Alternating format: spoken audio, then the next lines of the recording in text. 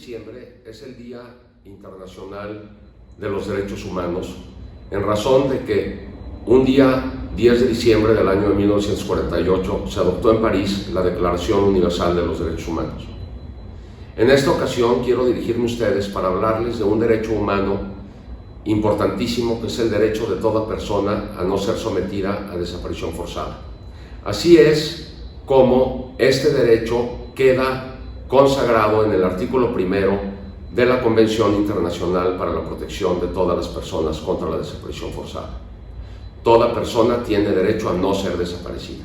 Es un derecho humano fundamental. La desaparición forzada es un acto complejo, único pero complejo, que viola muchos derechos humanos. Es un acto pluriofensivo. Viola desde luego el derecho a la libertad, pero también el derecho a la integridad física de la persona desaparecida, es decir, a no ser víctima de actos crueles, inhumanos o degradantes o de tortura. Viola el derecho al reconocimiento de su personalidad jurídica y por lo menos pone en grave riesgo su vida, además de otros derechos que expansivamente son violados por esta conducta tan espantosa. ¿Por qué es importante que este 10 de diciembre, Día Internacional de los Derechos Humanos, hablemos de la desaparición forzada? Pues porque en México el derecho a no ser desaparecido es uno de los derechos más violados en la actualidad. Este derecho, que en la Convención se establece como que toda persona no será sometida a desaparición forzada, se viola en México de manera terrible. Tan es así que el Registro Nacional de Personas Desaparecidas y No Localizadas de la Secretaría de Gobernación reconoce que actualmente hay cerca de 100,000 personas oficialmente reconocidas en México. Esto es una prueba contundente de la terrible y frecuente y masiva violación del derecho de toda persona a no ser desaparecida. Pues casi 100,000 personas están registradas en ese Registro Nacional de Personas Desaparecidas y No Localizadas como desaparecidas o no localizadas en México. Es por ello que el Comité contra las Desapariciones Forzadas le solicitó a México realizar una visita al país para revisar la situación al respecto, y estuvo en México el Comité contra las Desapariciones Forzadas a través de una delegación de sus integrantes de habla hispana durante las durante las 2 semanas finales del mes de noviembre, de hace apenas unos días. Es decir, el comité concluyó su visita a México apenas el día 25 o 26 de noviembre pasados.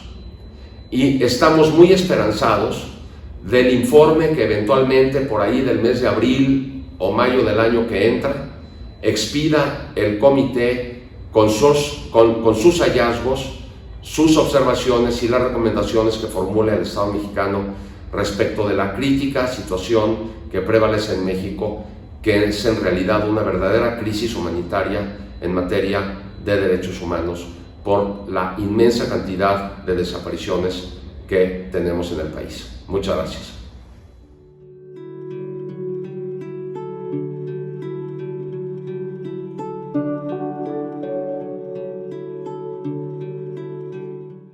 Hoy completamos 73 años desde la instauración del Día Internacional de los Derechos Humanos por las Naciones Unidas, y seguimos con muchos desafíos para transformar lo que establecen los tratados y convenios internacionales en realidad para que cambie la vida de la gente en nuestra región.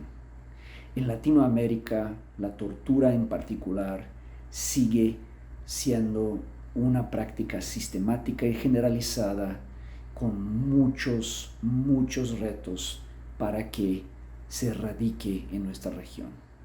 Hay cambios muy importantes en materia de producción legislativa, de producción interna, del establecimiento de los mecanismos nacionales de prevención de la tortura y de ratificación de instrumentos como la Convención contra la Tortura de Naciones Unidas y su protocolo facultativo, entre otros tratados.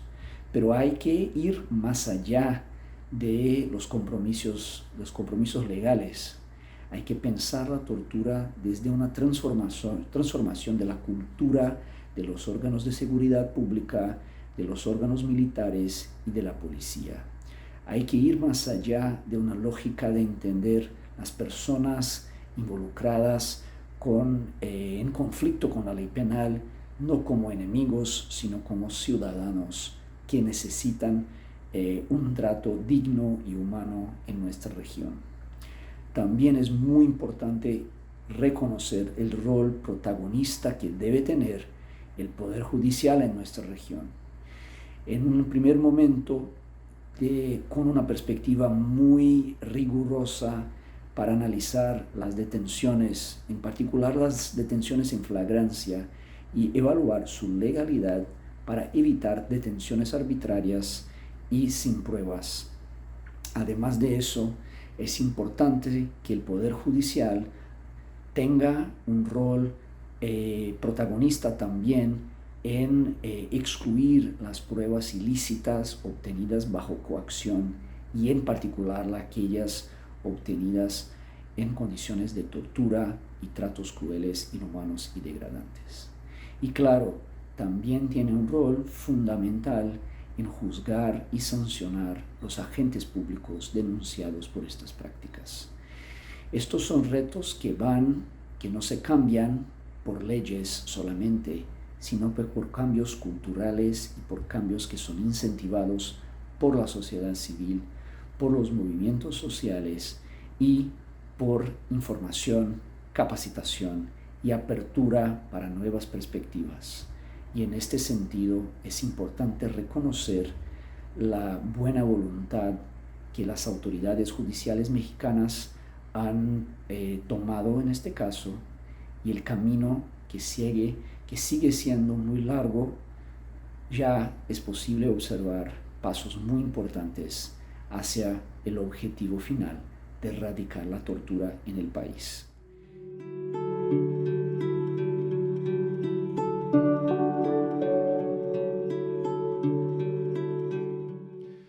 Este año se cumplen 10 años de la promulgación de la Reforma Constitucional en materia de derechos humanos de junio de 2011. Y es una buena oportunidad para valorar lo bueno y lo malo que se ha hecho y lo que se ha dejado de hacer. Esta reforma tiene como característica principal la incorporación del derecho internacional de los derechos humanos a nuestra Constitución. Y es por eso relevante e importante recordar y reflexionar sobre este aniversario justo ahora que estamos por celebrar ya 72 años de la Declaración Universal sobre los Derechos Humanos. Sin duda, los sistemas internacionales de derechos humanos se han desarrollado y expandido de una forma impresionante durante los últimos años, en particular gracias al complejo fenómeno de la globalización. A partir de la reforma constitucional antes aludida, la Suprema Corte de Justicia de la Nación ha hecho un gran esfuerzo por incorporar y acomodar lo que es el derecho internacional de los derechos humanos a nuestro régimen jurídico. Hay que destacar y hay que mencionar las ya muy conocidas sentencias que se derivan del expediente Varios 912/2010 y la contradicción de tesis 293 de 2010, que son las bases de este sistema de incorporación. Sin embargo, hay muchas cuestiones que todavía a nivel teórico no han sido definidas. Por ejemplo, ¿cuál va a ser el rol de la Suprema Corte como Tribunal Constitucional bajo este régimen de control difuso? Incluso habrá que discutir si lo que realmente queremos es un sistema concentrado de control constitucional y convencional o uno difuso, como se ha interpretado últimamente. ¿Cuál va a ser el rol de la Suprema Corte como último intérprete de los derechos? También es una cuestión a discutir. El valor jurídico de las opiniones consultivas de la Corte Interamericana, otra discusión importante. También el lugar de los tratados de Naciones Unidas y sus diversas interpretaciones según órganos especializados es algo que se ha ido resolviendo poco a poco, pero que todavía no está del todo definido. Y por último, dentro de estas grandes tareas pendientes, está también cuál va a ser el concepto de interpretación del control de convencionalidad y si vamos a ser capaces de crear una doctrina propia. Dentro de estas interrogantes hay que aceptar que al menos hay 6 tendencias muy importantes que se han consolidado durante estos años. Por ejemplo, la existencia de la constitucionalidad y convencionalidad como un binomio que se ha planteado para interpretar todos los derechos.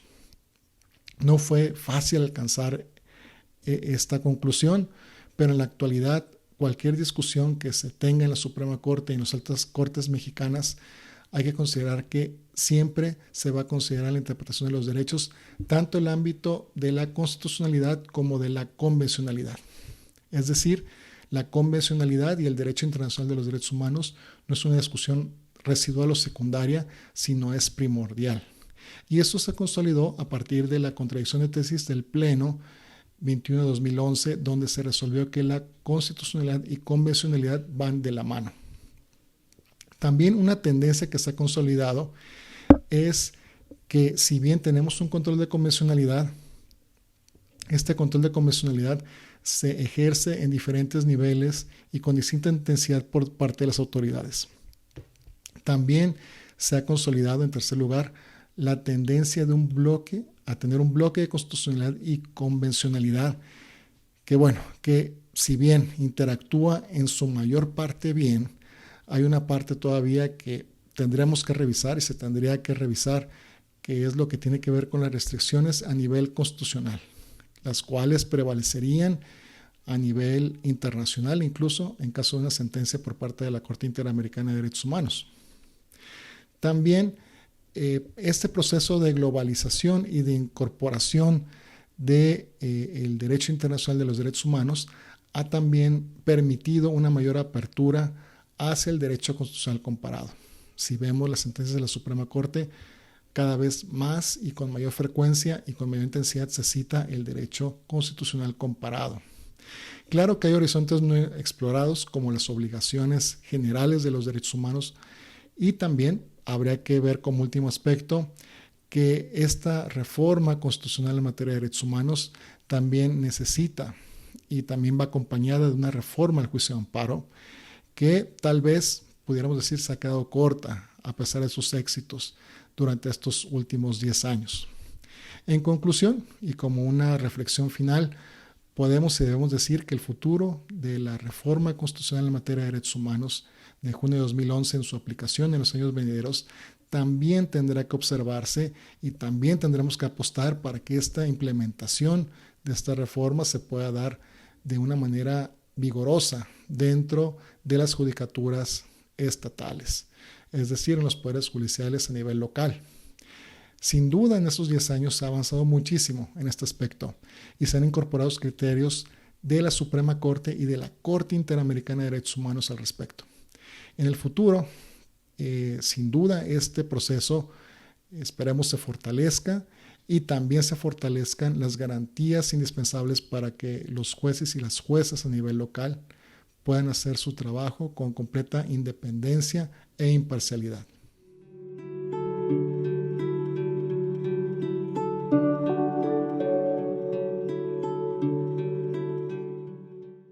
Hola, muy buenos días. Les saluda Manuel Jorge Carrón Perea, director de investigación en el INACIPE, y agradezco al magistrado presidente Rafael Guerra Álvarez por la oportunidad de reflexionar con ustedes en el marco de un aniversario más de la Declaración Universal de los Derechos Humanos, este 10 de diciembre, sobre un tema que resulta fundamental, que es la erradicación de la trata de personas. Como ustedes saben, la trata de personas es una de las principales problemáticas, junto al tráfico de armas y el narcotráfico, que afectan a la comunidad global y que en México se estiman, de acuerdo a ciertos reportes del Slave Global Index, cerca de 330,000 personas que son sujetas a esta nueva forma de esclavitud. Si algo caracteriza a los derechos humanos es su vinculación con maximizar la libertad de las personas. Si algo caracteriza a la trata de personas es el que sea una conducta que limita la libertad de las personas. En este sentido, se tienen que llevar a cabo acciones contundentes para erradicar esta problemática, que parten, pues, obviamente, de las labores que se hagan de manera coordinada entre los órganos jurisdiccionales, el órgano ejecutivo, los órganos ejecutivos y los órganos legislativos. Por parte del Poder Legislativo es fundamental impulsar una nueva ley en general en materia de trata de personas que se acorde a las necesidades actuales y que ayude a vincular, por ejemplo, visibilizar que la trata de personas se vincula con otras conductas delictivas como es el grooming y obviamente con otras tantas más como es el feminicidio. Códigos penales como el de Aguascalientes contemplan como una de las causales de violencia de género la trata de personas, lo cual sería importante considerarlo a nivel nacional. Por otra parte, el Poder Ejecutivo tiene una labor fundamental, sobre todo a partir de las comisiones intersecretariales, sea a nivel federal o sea en los estados de la República, para fortalecer acciones contundentes que coordinen a las autoridades de los 3 órdenes de gobierno, federal, estatal y municipal, para erradicar esta conducta, teniendo principal vigilancia en la prevención de cualquier conducta que sea trata de personas, pero también en la erradicación, en la investigación de los delitos y, por supuesto, la asistencia que tengan las personas. En un tercer momento se encuentra el Poder Judicial. El Poder Judicial debe ser uno de los principales motores para afrontar la trata de personas. Se requiere que las decisiones jurisdiccionales que se tomen en la materia se sustenten debidamente no solo en la legislación que tenemos, sino en criterios que transversalicen necesidades específicas que se presentan en el caso, como es la perspectiva de género, también una perspectiva de infancia y obviamente atendiendo a cuestiones como vincular las necesidades que tengan las personas dadas sus condiciones de vulnerabilidad marcadas como puede ser, por ejemplo, formar parte de una comunidad indígena o, en su caso, ser parte de población migrante. Si nosotros logramos combinar todos estos elementos de prácticas llevadas a cabo desde el legislativo, desde el ejecutivo y desde el Poder Judicial, será un gran avance que logremos. Sin embargo, también hay un punto que transversaliza los 3 órdenes, que es la capacitación.